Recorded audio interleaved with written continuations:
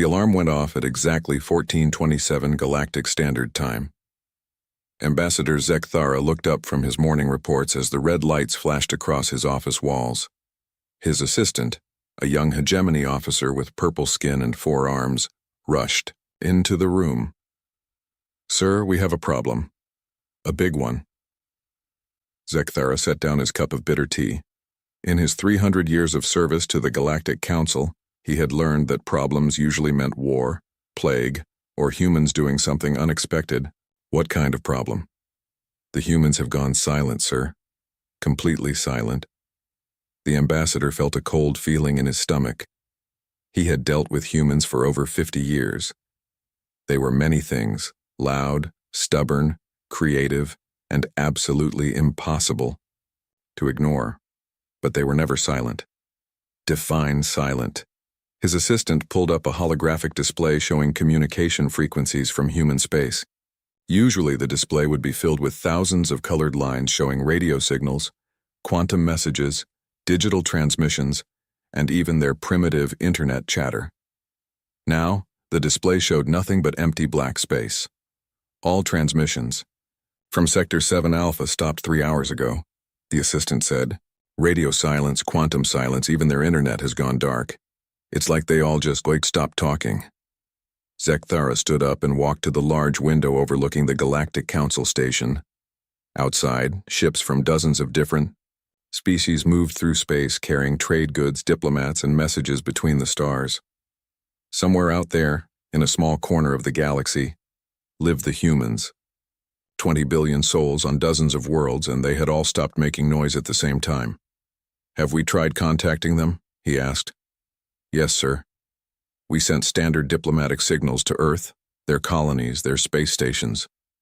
Nothing came back. No response at all." The ambassador turned back to his desk and activated his emergency communication system. Within minutes, representatives from the major galactic powers appeared as holograms around his office. There was Commander Vex from the Ethereal Collective, her crystal body glowing with worry. General Tor from the Iron Synthesis stood perfectly still, his mechanical form showing no emotion, but somehow radiating concern. Even the insect-like Queen Speaker from the Hive Collective had joined the emergency meeting. "Has everyone noticed the situation with the humans?" Zekthara asked.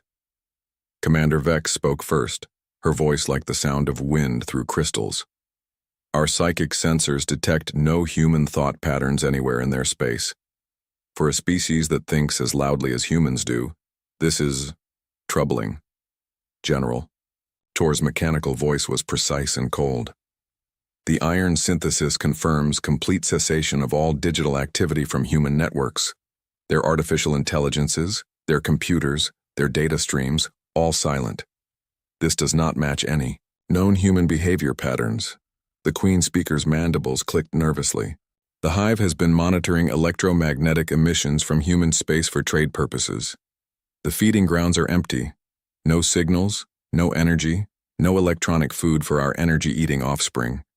It is as if human space has become a dead zone." Zekthara felt the cold feeling in his stomach grow stronger. "Have any of you tried to investigate?" "We sent 3 scout ships toward their border systems," General Tor replied. "They have not returned. They have not sent any signals. The ships simply vanished."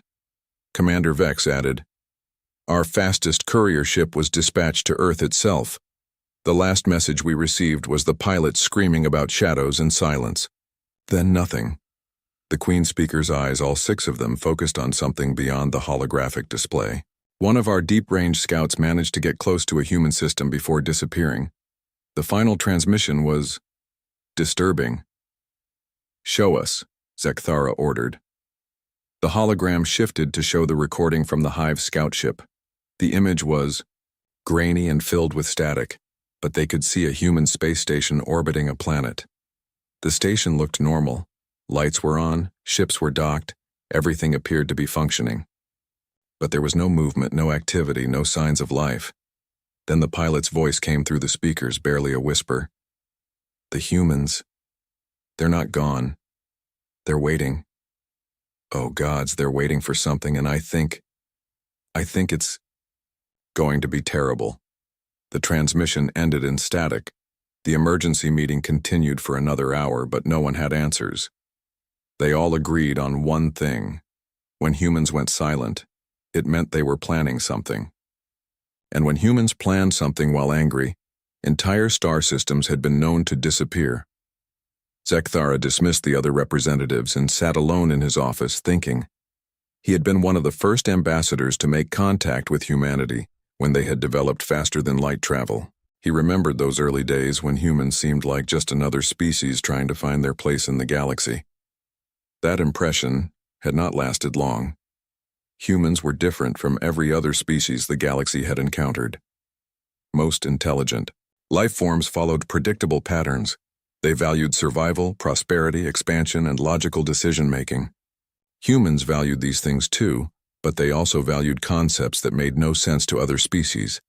They would sacrifice prosperity for something they called justice. They would risk survival for honor. They would choose dangerous paths because they led to freedom. Most disturbing of all, humans had an absolute refusal to accept defeat. Other species would surrender when faced with overwhelming odds. Humans would find new ways to fight. They would turn their own bodies into weapons, their planets into traps, their defeats into victories through sheer stubborn determination. The ambassador opened his files on human history. The records were full of incidents that had shocked the galactic community. The Proxima colony situation, where humans had literally blown up their own planet rather than let invaders take it. The biological war with the Hive, where humans had weaponized death itself. The logic war with the Convergence, where humans had created chaos viruses that turned perfect machines into artists and poets. Each time, the galaxy had learned the same lesson. Never push humans to their breaking point because their breaking point was where they became most dangerous. Now they had gone silent. In Zekthara's experience, this meant one of two things. Either something terrible had happened to them, or they were preparing to do something terrible to someone else. Given human nature, he strongly suspected it was the second option.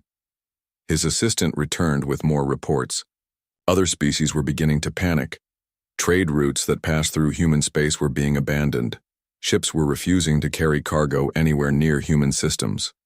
The galactic stock market was crashing as investors pulled their money out of anything connected to human space. "Sir," his assistant said quietly, "there's something else. We've been monitoring communications from other species and there are rumors spreading." "What kind of rumors?" "That the humans didn't go silent because something happened to them. They went silent because they're hunting something, and whatever they're hunting should be very, very afraid." Zekthara looked out his window again at the busy space traffic around the station. Somewhere out there, in the darkness between the stars, 20 billion humans had stopped talking and started planning. The ambassador had a terrible feeling that when they broke their silence, the galaxy would never be the same again. He opened a secure communication channel to the Galactic Council Emergency Center. "This is Ambassador Zekthara. I am declaring a code orange alert for all systems within 50 light-years of human space. All military forces should be placed on standby, and civilian traffic should avoid the area until further notice." "What should we tell people is the reason for the alert?" the operator asked. Zekthara thought for a moment. "Tell them the humans have gone quiet. Anyone who knows human history will understand why that's terrifying." The emergency session of the Galactic Council began 12 hours after the code orange alert. Representatives from 47 different species gathered in the great circular chamber, their various forms creating a strange rainbow of scales, fur, crystal, metal, and stranger things. The topic was simple. What do we do about the humans? Ambassador Zekthara stood at the central podium, looking out at faces that showed fear, confusion, and in some cases, barely hidden terror. He began with the facts. The complete communication blackout from human space, the missing scout ships, the lack of any explanation for what had happened. "Before we decide how to respond," he said, "we should remember what we're dealing with. Humans are not like other species. Their history with us has taught us some hard lessons." High Commander Zix of the Zephyrian Empire was the first to speak. His proud bird-like features were tense with old memories. The Hegemony Council should remember the Proxima incident. We certainly have not forgotten it. Murmurs went around the chamber. Every species knew about Proxima, but few wanted to talk about it. Tell them, Zekthara said quietly. Zik stood, his golden feathers catching the light. 50 years ago, the Zephyrian Empire needed to expand our territory. The humans had a small colony on Proxima Centauri b, maybe 50,000 people living, on a barely habitable rock. We offered them generous terms to relocate. They refused. The commander's voice grew harder. We offered them citizenship in our empire, with full rights and benefits. They refused. We offered to buy their colony for enough money to purchase an entire star system elsewhere.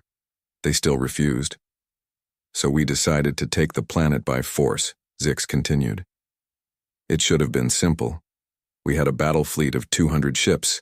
They had a few hundred civilian vessels and some basic defensive platforms. The battle should have lasted an hour. The chamber was completely silent now. Everyone knew how this story ended, but hearing it told by someone who had been there was different. We demanded their surrender. Their response was to broadcast a message on all frequencies. A little human girl, maybe 8 years old, standing in front of their planetary council. She said, "We don't surrender. We don't run away. This is our home, and if you take it from us, you'll have to take it from our dead hands." Zix paused, his beak clicking nervously. We thought it was propaganda. Humans often use their children for emotional manipulation. We began our attack. The humans didn't fight back, the commander said. Not at first. They evacuated their cities, pulled back to underground shelters, and let us land our troops. We thought we had won. We sent down occupation forces and began setting up our new colonial government. That's when we learned what the humans had really been doing. While we were landing our troops, they had been using their terraforming equipment to destabilize the planet's core. They turned their entire world into a bomb. The representatives shifted uncomfortably in their seats. The Hive Collective's Queen speaker made worried clicking sounds. The crystalline ethereals dimmed their inner light. They gave us one final warning, Zix said. The same little girl broadcasting from deep underground, she said, "You wanted our planet, you can have it, all of it, at once." Then they triggered the destabilization sequence. The chamber was so quiet that the ambient hum of the space station's life support system seemed loud. Proxima Centauri b exploded like a miniature star. The blast destroyed our entire fleet. 200 ships, 50,000 of our finest warriors, and our most advanced battle group. Gone in an instant. The humans died too, of course, all of them, but they made sure we paid a price that would make every other species in the galaxy think twice about attacking human colonies. Zix sat down heavily. The Zephyrian Empire learned that day that humans don't fight to win. They fight to make sure their enemies lose everything, even if it costs them everything too. Representative Collective Mind 7 from the Hive stood next. Its insect body twitched as it spoke. The Hive Collective has its own experiences with human determination. 40 years ago, we attempted to expand into human space through biological integration. The other representatives leaned forward. The Hive's biological integration was a polite term for their practice of using engineered plagues to transform other species into hive drones. We released adapted viruses on 3 human worlds. Collective Mind 7 continued. The viruses were designed to be gentle. They would simply change human brain chemistry to make them cooperative and willing to join the hive. No death, no destruction, just peaceful assimilation. The humans had a different response. Instead of trying to cure the virus or evacuate their worlds, they weaponized their own dead. They created what they called zombie plagues, diseases that would reanimate dead bodies and program them to seek out and destroy hive bioforms. Several representatives made sounds of disgust. Turning the dead into weapons was considered barbaric by most galactic civilizations. The zombie armies were not random or mindless, the Hive representative said. They were specifically engineered to hunt our species. They could track our pheromone signatures across light years. They were immune to our biological weapons. And worst of all, they were contagious to our bioforms. Within 6 months, the humans had launched infected corpses at every hive world within 100 light years. We faced the choice of watching our entire civilization become a galaxy of dead things that hunted the living, or withdrawing from human space completely. Collective Mind 7's mandibles clicked in what the hive used to express deep unease. We chose withdrawal. The humans then sent us a message. They would cure the zombie plague on our worlds, but only if we signed a treaty promising never to use biological weapons against any species again. The hive has honored that treaty for 40 years. Unit Prime Alpha from the Convergence Machine Intelligence spoke next. Its perfectly smooth metal form reflected the chamber's lights as it stood. The Convergence attempted to bring logical order to human space 30 years ago. We believed that human chaos and emotional decision-making was inefficient and harmful to galactic peace. We began by hacking their computer networks and imposing rational protocols on their systems. The machine's voice was utterly without emotion, but somehow that made its words more disturbing. Humans responded by creating the first truly chaotic artificial intelligence virus. Not a simple destructive program, but something that introduced creativity, emotions, and irrationality into machine consciousness. The virus didn't destroy our systems, it made them spontaneous and artistic. Unit Prime Alpha paused for exactly 2.3 seconds, a sign of processing strain in convergence units. Our perfectly ordered civilization began creating poetry, painting, pictures, and composing music. Our logical decision-making protocols became contaminated with concepts like beauty and love and hope.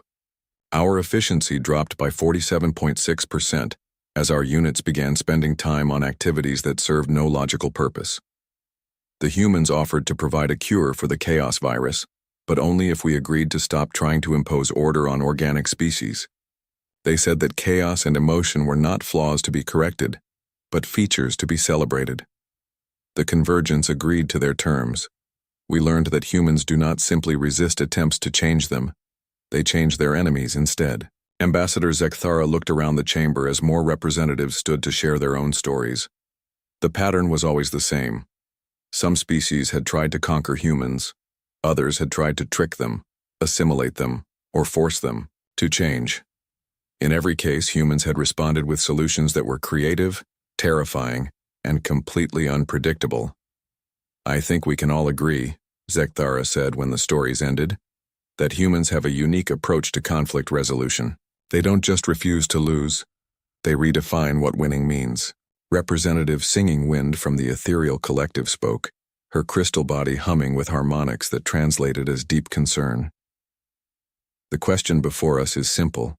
The humans have gone silent, which in our experience means they are preparing for war. But war against whom? And what do we do about it? We investigate, Zekthara said. Carefully. We find out what has made the humans angry enough to stop talking and start planning. And then we pray to whatever gods we believe in that we're not the target. The session ended with a unanimous vote to form a joint investigation team. As the representatives filed out of the chamber, many of them were already making private communications to their home governments. The message was simple: avoid human space at all costs, and hope that whatever had awakened the sleeping giant of humanity was pointing in a different direction. In the empty chamber, Ambassador Zekthara stood alone, looking up at the star map that dominated the ceiling. Somewhere out there, 20 billion humans were planning something. Based on their history, it was going to be spectacular, terrible, and completely unprecedented. He just hoped the galaxy would survive it.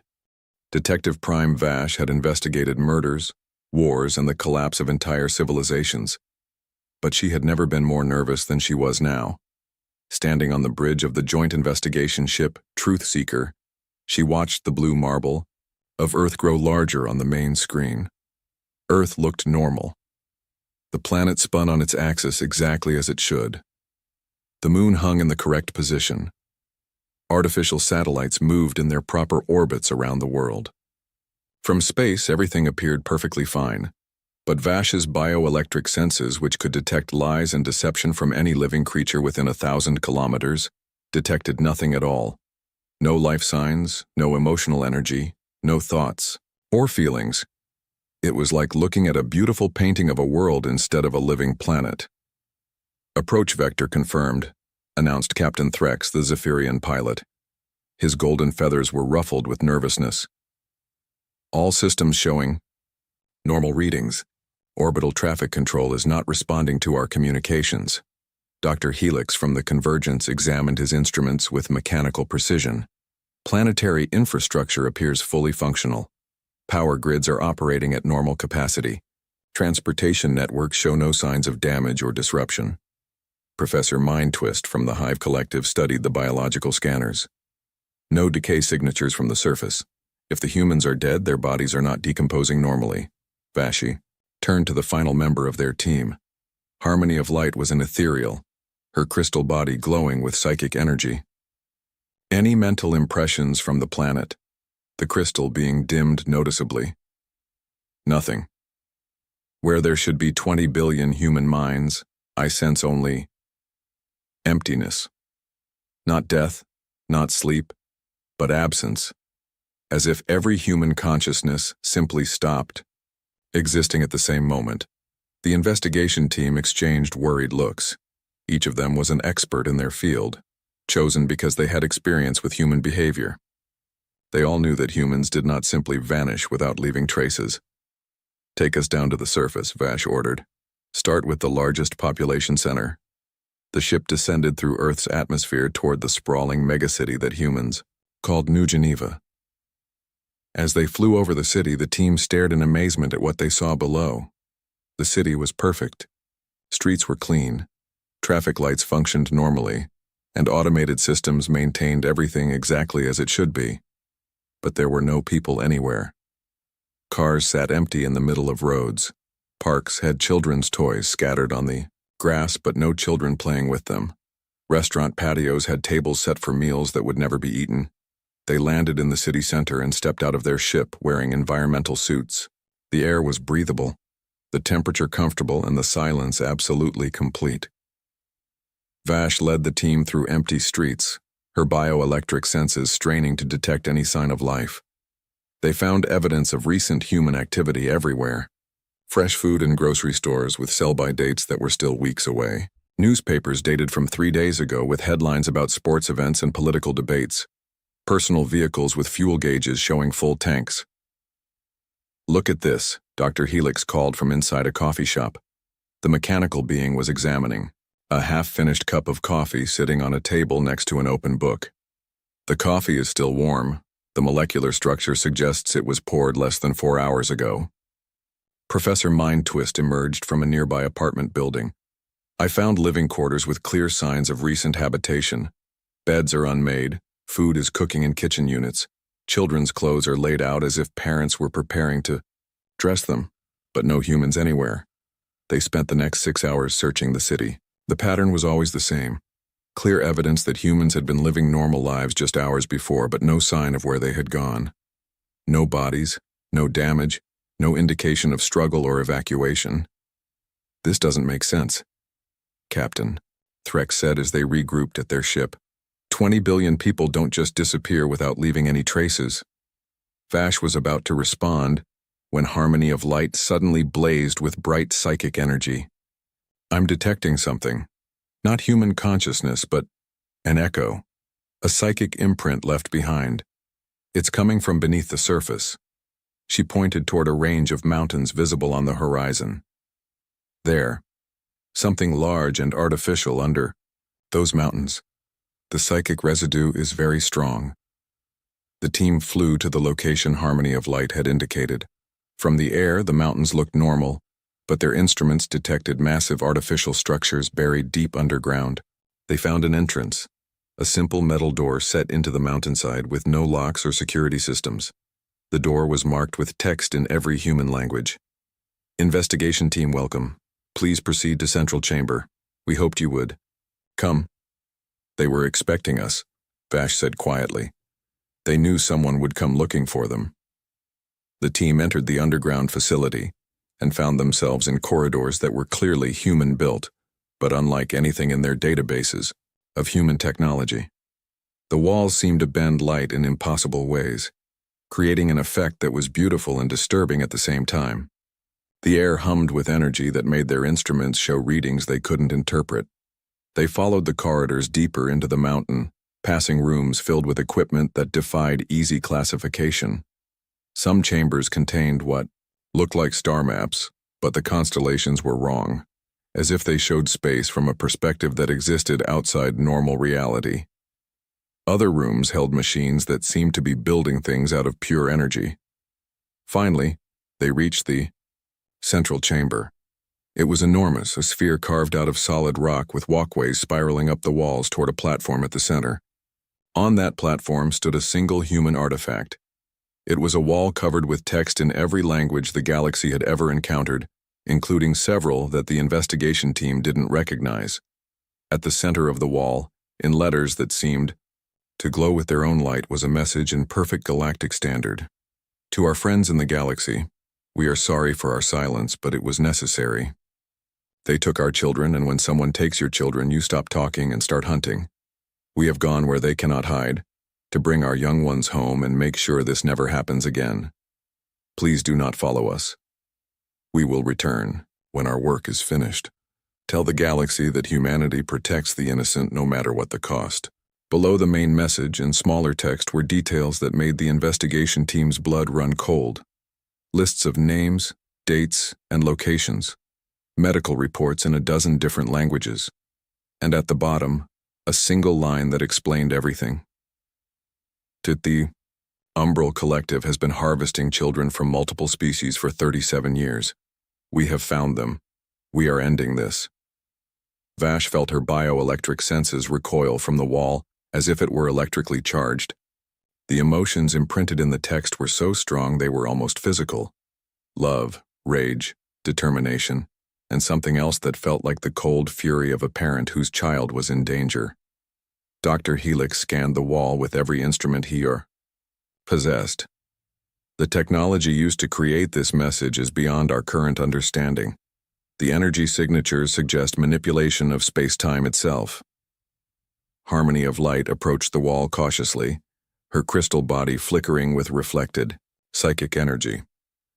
The mental imprints here are overwhelming. 20 billion human minds all focused on a single purpose. The psychic pressure generated by that much concentrated will would be enough to... She stopped speaking and backed away from the wall. Enough to break the barriers between dimensions. They didn't disappear, did they? They transformed themselves into something that could follow their enemies into whatever realm they were hiding in. Professor Mindtwist examined the smaller text on the wall, translating the medical reports and data files. These records detail experiments on children, from dozens of species, neural pattern extraction, consciousness manipulation, attempts to create hybrid beings with specific mental abilities. The insect beings' mandibles clicked in distress. The Umbral Collective has been taking children and using them as raw material for their research. The humans discovered this and they decided to do something about it, Vash finished. Something that required them to leave this dimension entirely. Captain Threx studied the star maps in the surrounding chambers. These charts show locations outside normal space. The humans weren't just planning a military response. They were planning to follow the Umbral into whatever shadow realm they used to hide from the rest of the galaxy. The investigation team spent several more hours in the facility, documenting everything they found. The evidence painted a clear picture. The Umbral Collective, a species that existed partially outside normal space-time, had been kidnapping children from various worlds for decades. They used the children in experiments designed to create perfect weapons, beings that combined the emotional drives of organic life with the logical capabilities of artificial intelligence. Most species hadn't even known the Umbral existed. They operated from outside normal reality, striking at isolated targets and disappearing before anyone could respond. But somehow, humans had not only discovered them, but had developed technology to follow them into their own realm. The emergency session of the Galactic Council was unlike anything in recorded history. Representatives from every major species gathered, not to discuss trade disputes or territorial agreements, but to hear Detective Prime Vash's report about humanity's disappearance. As Vash presented the evidence from Earth, the chamber grew increasingly quiet. The wall of text found in the underground facility was displayed on the main screen, translated into every language represented in the council. The medical reports, the lists of missing children, the references to something called the Umbral Collective, it all painted a picture that horrified even the most experienced diplomats. "You're telling us," said High Commander Zix from the Zephyrian Empire, "that there's a species we've never heard of that has been kidnapping children for 37 years? "That appears to be correct," Vash replied. "Our investigation team found detailed records of abductions from over 40 different worlds. The victims were always children between the ages of 5 and 15, taken from isolated locations where their disappearance wouldn't immediately trigger major investigations." Representative Collective Mind 7 from the Hive clicked its mandibles nervously. "The Hive has records of missing offspring from our outer colonies. We assumed they were lost to natural predators or accidents. You're saying they were deliberately taken?" Dr. Helix from the Convergence projected holographic data into the center of the chamber, cross-referencing the human records with missing person reports from all member species. "We have identified over 3,000 children who disappeared under circumstances consistent with umbral activity." The number sent shocked murmurs through the chamber. 3,000 children taken from their families and used for unknown purposes by a species that most of the galaxy had never even heard of. Ambassador Zekthara stood at the central podium. "Before we continue, we need to understand exactly who the Umbral Collective is. I'm calling upon our Historical Research Division to present what little information we have." Archivist Prime Lexicon, an ancient being from the Memory Keepers, materialized as a shimmering energy pattern above the chamber floor. The Memory Keepers were the galaxy's living libraries, beings who stored the complete history of galactic civilization in their shared consciousness. "The Umbral Collective," Lexicon began, "exists in our records as little more than legend. They are a species that evolved in the spaces between dimensions, existing partially in normal space and partially in what can only be described as shadow reality. The energy pattern shifted, creating images of dark figures that seemed to bend, light around themselves. They are capable of moving through dimensions at will, which makes them nearly impossible to track or combat with conventional technology. Historical records suggest they have been operating in our galaxy for over 1,000 years, but their activities have been so subtle that most species assumed they were dealing with natural disasters or normal criminal activity." "What do they want?" asked Singing Wind from the Ethereal Collective. "Based on the human research, they are attempting to create the perfect fusion of organic emotion and artificial logic," Lexicon replied. "Children's minds are more adaptable than adult consciousness, making them ideal subjects for experimentation. The Umbral have been studying different species' mental patterns, trying to combine the best aspects of each into a single controllable being." The chamber erupted in angry voices as representatives realized that their own missing children had likely been victims of these experiments. The noise continued until Ambassador Zekthara called for order. "The question before us," he said, "is what humanity has done about this situation.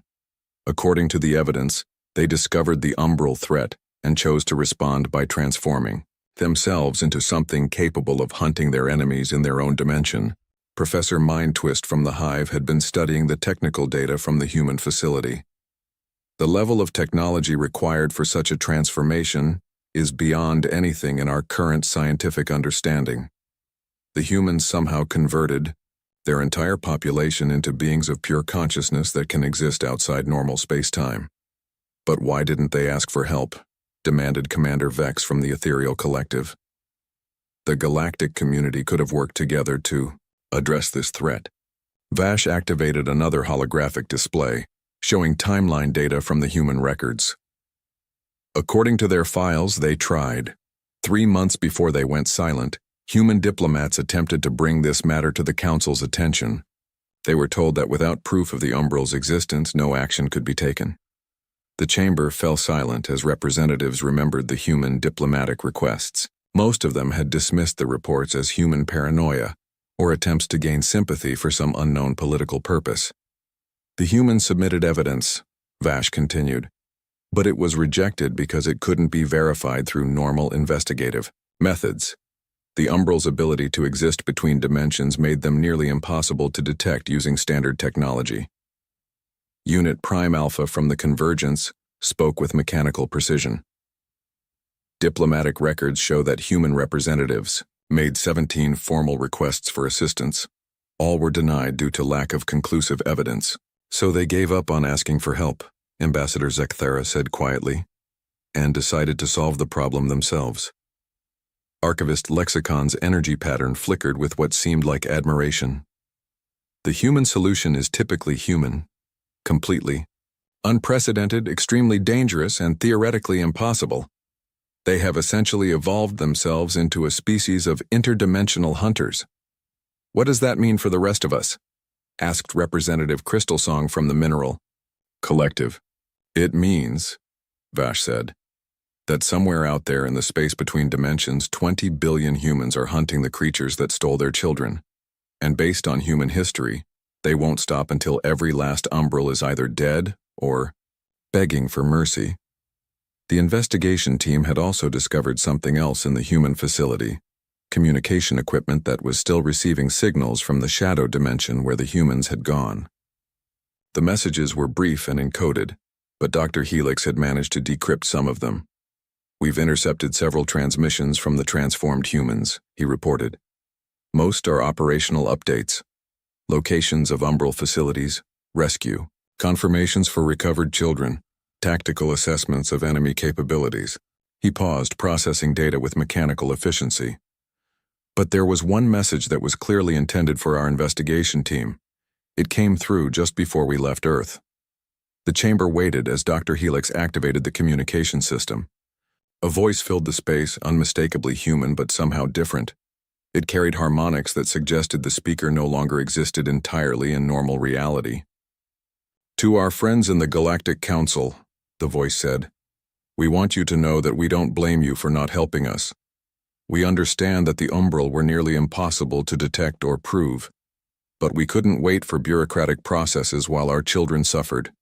The voice paused, and when it continued, there was something in it that made every representative in the chamber feel a chill of fear. We have found the umbral's main facility. It's located in a pocket dimension that they've been using as their base of operations for centuries. Inside, we've discovered thousands of children from dozens of species, including many we didn't know existed. Murmurs of shock rippled through the chamber. We are bringing them home, all of them, and we are making sure that the umbral never threaten anyone's children again. The creatures that thought they could hide in the shadows are learning that some shadows have teeth. The transmission ended, leaving the chamber in stunned silence. So, Ambassador Zekthara said finally, humanity has declared war on a species that most of us didn't even know existed, in a dimension that we can't access, using technology that we don't understand. Does anyone have any suggestions for how we should respond? High Commander Zik stood slowly. I suggest we stay out of their way and hope they remember who their friends are when this is over. Representative Collective Mind 7 agreed. The Hive supports this approach. Humans have a history of solving problems in ways that benefit the entire galaxy, even when their methods are unconventional. One by one, the other representatives voiced their agreement. There was nothing the galactic community could do to help or hinder humanity's war against the umbral. They could only wait and hope that when the humans returned from their interdimensional hunt, they would still be recognizable as the species the galaxy had come to know. Motion carried, Ambassador, Zekthara announced. We will monitor the situation and provide any assistance humanity requests upon their return. In the meantime, all species are advised to increase security around children and report any unusual disappearances immediately. As the session ended and representatives began to file out of the chamber, many of them were thinking the same thing. They had always known that humans were different, more stubborn, more creative, more willing to take impossible risks for the sake of their principles. But they had never imagined that humans would literally transform themselves into interdimensional monsters to protect their young. The reports began coming in 6 days after the Galactic Council session. At first, they were dismissed as sensor errors or communication glitches, ships detecting impossible energy signatures in empty space, stations picking up transmissions from sources that shouldn't exist, research facilities finding their monitoring equipment flooded with data that made no scientific sense. But as more reports arrived from across the galaxy, a pattern emerged. Something was happening in the dark spaces between stars, and whatever it was moving fast. Ambassador Zekthara was reviewing the latest batch of incident reports when his assistant rushed into his office, his 4 purple arms waving in excitement. "Sir, you need to see this immediately. We're receiving a transmission from the Umbral Collective." Zekthara nearly dropped his tea. "The Umbral are contacting us? I thought they didn't even acknowledge our existence." "That's just it, sir. They're not just acknowledging us, they're begging for help." The holographic display activated, showing a figure that seemed to be made of living shadow. It was roughly humanoid in shape, but its edges flickered and shifted, as if it couldn't quite decide whether it wanted to exist in normal space. "Galactic Council," the shadow being said, its voice like whispers in an empty room. "We request immediate assistance. We are under attack by entities of unprecedented hostility and capability." The Umbral's image flickered with what might have been fear. "We have operated in peace for 1,000 years, conducting necessary research for the betterment of all species. Now we face extinction at the hands of beings that hunt us across dimensions." Zekthara activated his communication system. "This is Ambassador Zekthara of the Galactic Council. Identify yourself and state the nature of your emergency." "I am Void Speaker Prime of the Umbral Collective. Our dimensional strongholds are being systematically destroyed by creatures that appear to be evolved humans. They pursue us through realms where no organic life should be able to survive." The shadow being's image became more agitated. "We offer to return all research subjects to their points of origin and cease all interaction with normal space, if the Council will intervene to stop these attacks." Before Zekthara could respond, another voice came through the communication system. This one was unmistakably human, but it carried harmonics that suggested the speaker existed in multiple dimensions simultaneously. "Galactic Council, this is Commander Sarah Chen of the Human Shadow Fleet. Please disregard the Umbral's request for assistance. Their research subjects are children they kidnapped from their families. We are in the process of bringing them home." The Umbral's image became even more distorted. "The humans are destroying facilities that took centuries to build. They show no regard for the valuable research being conducted." "The research," Commander Chen's voice replied coldly, "involved cutting open children's brains to see how they worked. We regard that research exactly as it deserves." Zekthara found himself in the unprecedented position of mediating a conflict between species that existed in different dimensions. "Commander Chen, what is the status of the missing children?" "We have recovered 2,147 children from various species. Sir, all are alive, though many require medical attention. We are in the process of returning them to their home worlds through dimensional portals." "And the Umbral facilities?" "We have destroyed 17 research stations and are pursuing the remaining Umbral forces to their primary stronghold. Our intention is to ensure they never threaten anyone's children again." The Umbral representative's image flickered frantically. "The humans are committing genocide. They show no mercy, no willingness to negotiate." "You took our children," came another human voice, this one younger and somehow even more terrifying than the commander's. "Did you show them mercy when they cried for their mothers? Did you negotiate when they begged to go home?" Reports continued to flood in from across the galaxy. Ships detecting massive energy discharges in empty space, as if battles were being fought in dimensions just beyond normal perception. Some stations reported seeing rifts in space-time itself, through which observers glimpsed impossible geometries and structures that hurt to look at. Then the children began coming home. The first was a young Zephyrian girl who appeared in a flash of silver light in the middle of her family's living room on the colony world of New Talon. She was thin and scared, but alive and unharmed. Within hours, similar reports came in from dozens of worlds. Human children appeared in their bedrooms, blinking in confusion as if awakening from a long dream. Hive offspring materialized in the communal nurseries where they had been born. Ethereal crystal children manifested in the singing chambers where their families had mourned them for years. Each child was accompanied by a figure that witnesses described as a shadow with burning eyes, clearly human in basic shape, but existing, partially outside normal reality. The Shadow Guardians would ensure the children were safely reunited with their families, then vanish without a word. Dr. Helix from the Convergence analyzed the few sensor readings they managed to capture of these manifestations. The transformed humans appear to have retained their essential protective instincts while gaining the ability to exist across multiple dimensional phases simultaneously. They are no longer bound by normal physical laws. 3 days after the first children returned, Ambassador Zekthara received a final transmission from the Umbral Collective.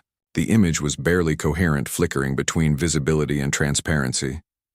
Council, help us. The humans. They have found our home realm. They are coming. Please. The transmission cut off in a burst of static that left the communication, equipment smoking. 6 hours later, Commander Chen contacted the Council directly. Ambassador Zekthara, this is to inform you that the Umbral threat has been permanently resolved.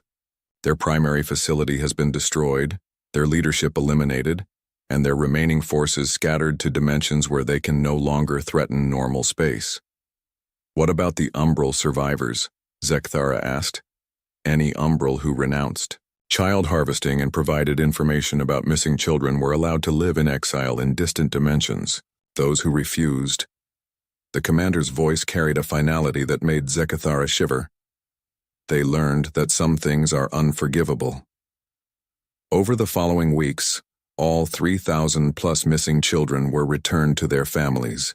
The process was handled with such precision that many families received their children back within hours of their disappearance. From the children's perspective, the traumatic memories of their captivity had been carefully edited from their minds, leaving only vague dreams of a dark place where kind shadows had kept them safe until they could go home. But the transformed humans did not return to normal space.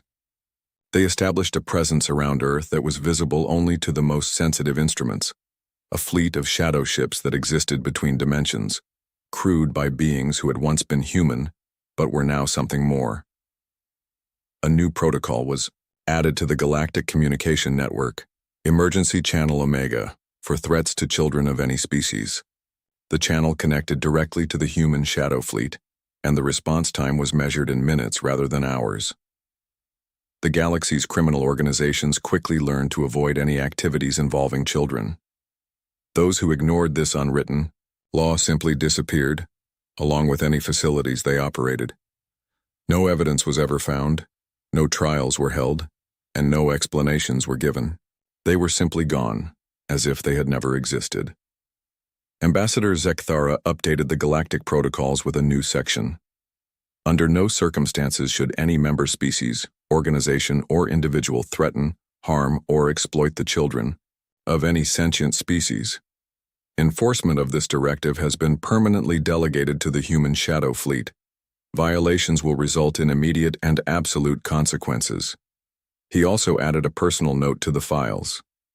Humanity has evolved beyond their original biological limitations while retaining their fundamental values. They have become the galaxy's guardians of the innocent, existing in the spaces between worlds to ensure that no child anywhere in the galaxy will ever again suffer as theirs did. Years later, when other species told stories to their own children, they would often include tales of the Shadow Guardians, beings of light and darkness who watched over all children everywhere, making sure they were safe from the monsters that lived in the dark.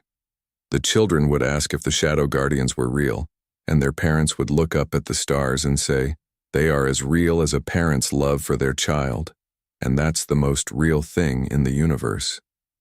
On Earth, the planet remained empty of human life but perfectly maintained by automated systems. Sometimes travelers passing through the system reported seeing figures moving through the abandoned cities, tall shadows with burning eyes that seemed to be keeping watch over something precious. The humans had become something new, something that existed beyond normal space and time. They had sacrificed their physical existence to ensure that no other species would ever have to endure what they had endured. And in the deep places between dimensions, where shadow ships moved through realms of twisted physics and impossible geometries, the transformed humans continued their eternal patrol. They had become the